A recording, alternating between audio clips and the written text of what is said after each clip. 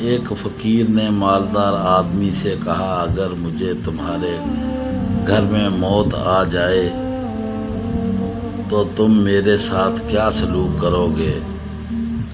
مالدار آدمی، تمہیں کفن دے کر دفنا دوں گا۔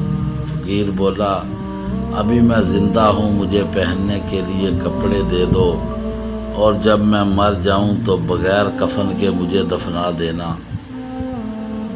اور ہم لوگوں میں سے بہت سے لوگوں کی داستان ہے کہ جب تک ہم زندہ ہیں ایک دوسرے کی قدر نہیں کرتے، لیکن مرنے کے بعد ایک دوسرے کے لیے آگے بڑھ بڑھ کر نیکیاں کرنے لگتے ہیں۔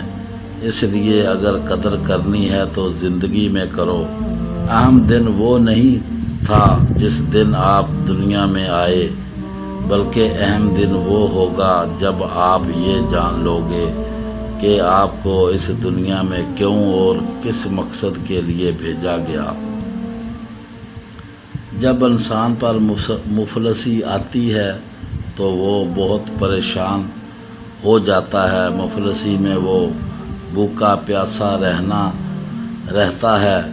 بڑے بڑے عالم فاضل مفلسی میں کلمہ تک بھول جاتے ہیں۔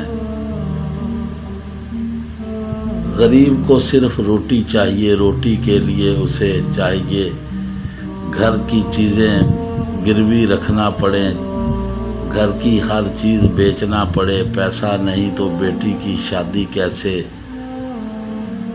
یہاں غریب کی کوئی عزت نہیں، اس کا کوئی دوست نہیں، غریب سے نہ کوئی ملنا چاہتا ہے اور نہ اس سے کوئی تعلق رکھنا چاہتا ہے۔ مفلسی بڑے بڑے لوگوں کو ذلیل کروا دیتی ہے۔ میں مفلسی کے بارے میں کیا کہوں؟ اس کو وہی محسوس کر سکتا ہے جس کو مفلسی ستاتی ہے۔